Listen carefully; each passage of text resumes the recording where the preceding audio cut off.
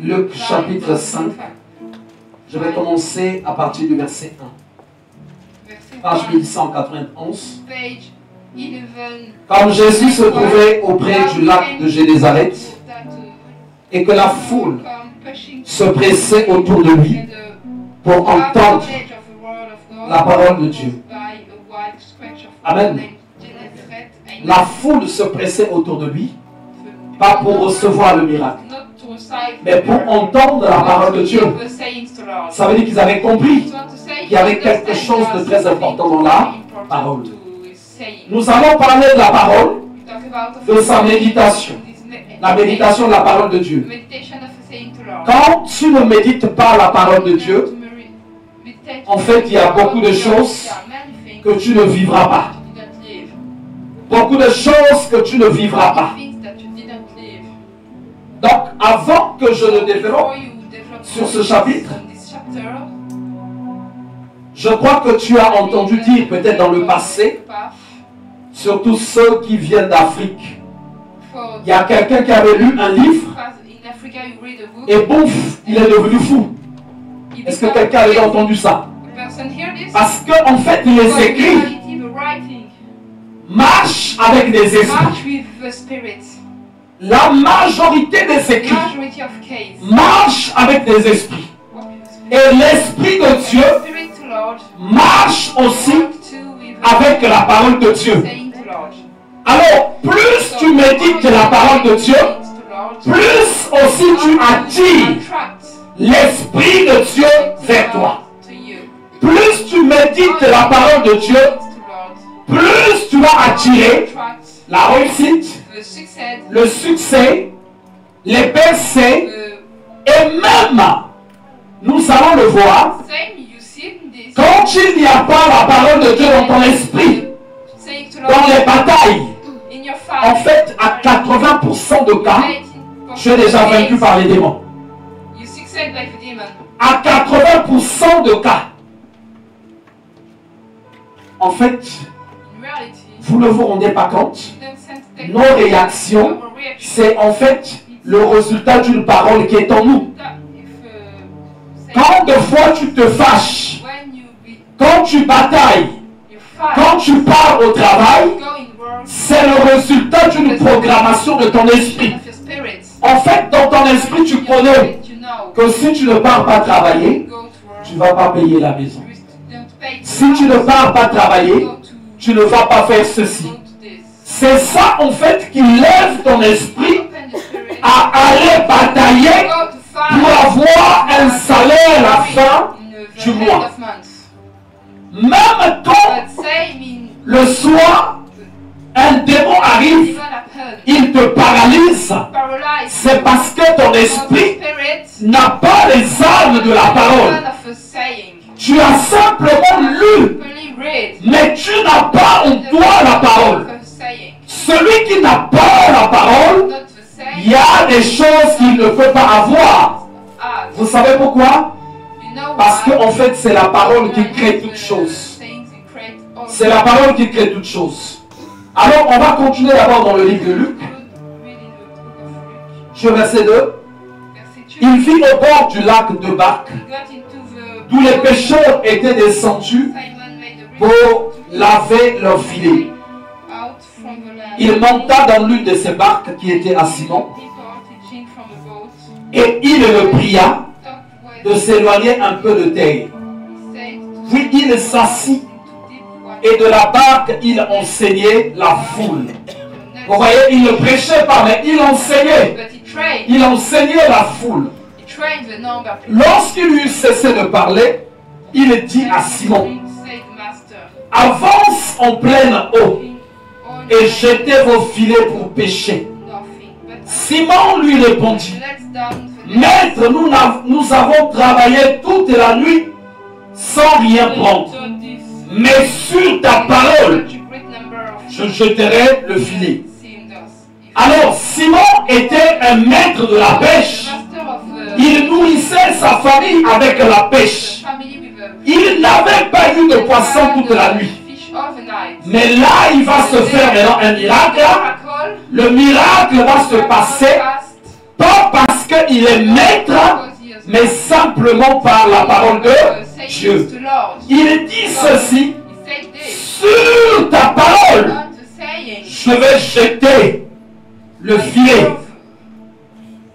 L'ayant jeté, ils prirent une grande quantité de poissons et leur filet se rompait. Alors en lui-même, il n'y avait pas de miracle possible parce qu'il avait échoué. Mais là, simplement, parce que la parole était sortie, il a dit, c'est sur cette parole que je vais jeter le filet. Or, il y a beaucoup d'actes que nous posons. Il faut se poser la question, je pose cet acte sur quelle parole? Sur quelle parole je suis en train de poser cet acte-là? Sur quelle parole? Je vais voir un tel. Je fais ceci. Je fais ça. Je fais ça.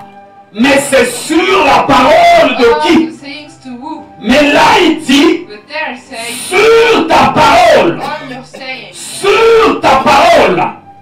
Alors, tu vas te dire, oui, il parlait avec Jésus. C'est vrai. Mais sauf que toi, tu as un problème. Tu n'as pas Jésus pour te parler. La différence avec Pierre. Pierre avait Jésus. C'est ça, non? Est-ce que quelqu'un aimerait avoir Jésus à côté de lui? Pour qu'il lui parle. C'est ça, mon frère Samba? Oui, c'est ça. Ah, alléluia. Oh, alléluia. Mais je ne sais pas où vous le cherchez.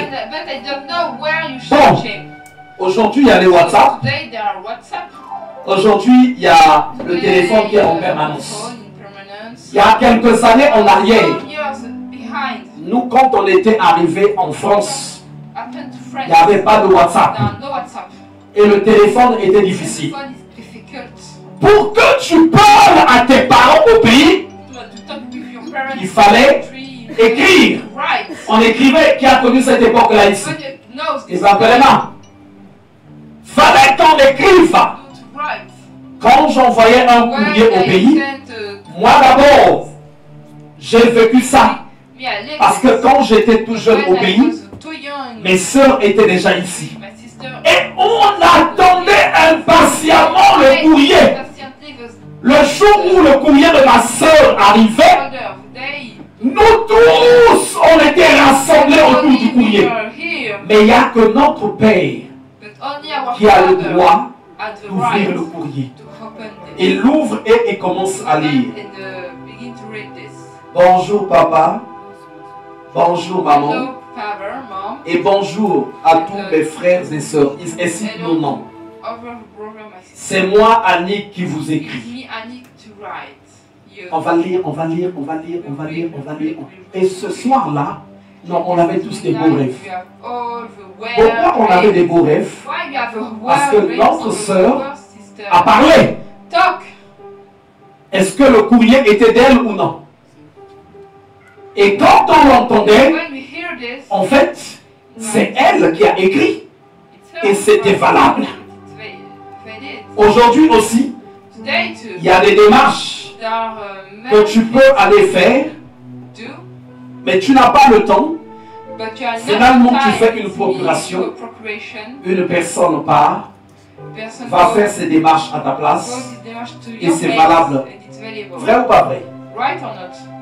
Alors, moi, quand je suis arrivé dans le Seigneur, l'une des choses qui m'avait tiqué, c'était dans Proverbe au chapitre 4. Je vais ouvrir la Bible et je veux que nous ouvrons tous.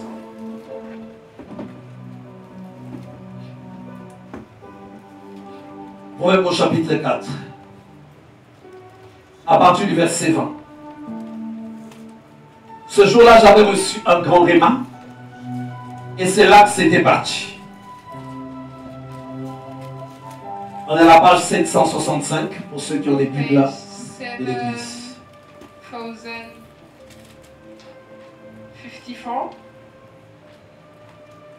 mon fils, sois attentif à mes paroles, prête l'oreille à mes discours. Qu'il ne s'éloigne pas de tes yeux. Garde-les dans le fond de ton cœur. Car c'est la vie pour ceux qui les trouvent. C'est la santé pour tout leur corps. Je dis, mais comment ça? Ceux qui trouvent ces paroles-là, que ce monsieur-là donne, c'est la vie pour eux. C'est la santé pour eux. Et pendant que la prédication continue de passer, finalement je m'aperçois, celui qui dit mon fils, c'est Dieu qui m'a écrit. Et il me dit, si tu as trouvé cette parole, c'est la santé pour toi. Je dis, mais tiens, qu'est-ce qui se passe? Et ce jour-là, j'ai compris qu'en fait, ceci est une lettre de Dieu pour nous. C'est une lettre de Dieu pour nous. En fait, chaque fois que la Bible est ouverte, c'est Dieu qui nous parle. C'est Dieu qui nous parle. Voilà pourquoi j'ai dit, il y a des gens qui aimeraient avoir Jésus à côté de qui leur parle. Ils vont attendre longtemps. Ah, j'aimerais être comme Pierre. Mais Dieu m'a dit, vous savez plus que Pierre. Parce qu'au temps de Pierre, Jésus était pour un petit temps. Mais nous avons les Écritures pour longtemps. Alors chaque fois que tu ouvres les Écritures, ça dépend de comment tu prends les choses.